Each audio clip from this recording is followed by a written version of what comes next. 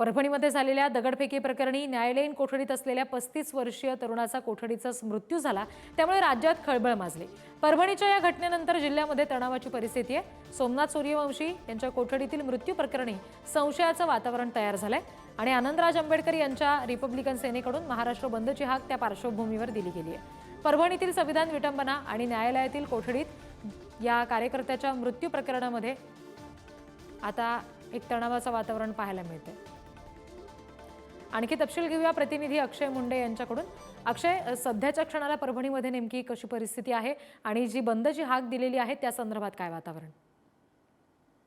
पाहिलं तर सध्याच्याला परभणीमध्ये तणावपूर्ण शांतता आहे। पोलीस कोठडीमध्ये युवकाचा मृत्यू झाल्यानंतर आज परभणी बंदची हाक रिपब्लिकन सेनेच्या वतीने देण्यात आली आहे। त्याच पार्श्वभूमीवर पोलीस प्रशासनाकडून परभणी शहरामध्ये तगडा पोलीस बंदोबस्त ठेवण्यात आला आहे। कुठेही अनुचित प्रकार घडू नये याची खबरदारी घेतली जात आहे। तर दुसरीकडे वंचित बहुजन आघाडीचे सर्वेसर्वा प्रकाश आंबेडकर हे आज दुपारी 12 वाजता परभणीमध्ये दाखल होणार आहेत आणि ते भीम अनुयायांशी संवाद साधणार आहेत। एकंदरीतच पाहता आता पोलीस प्रशासन या घटनेला कसे हाताळते हे पाहणे महत्त्वाचे ठरणार आहे। पोलीस कोठडीमध्ये आंदोलनकर्त्याचा मृत्यू झाल्याने नागरिकांमध्ये संतापाचे वातावरण आहे। महाराष्ट्र बंदची हाक दिली असल्याने अनेक ठिकाणी याचे परिणाम होणार असल्याचे चित्र आपल्याला पाहावयास मिळत आहे। जी अक्षय, धन्यवाद दिलेल्या माहितीसाठी।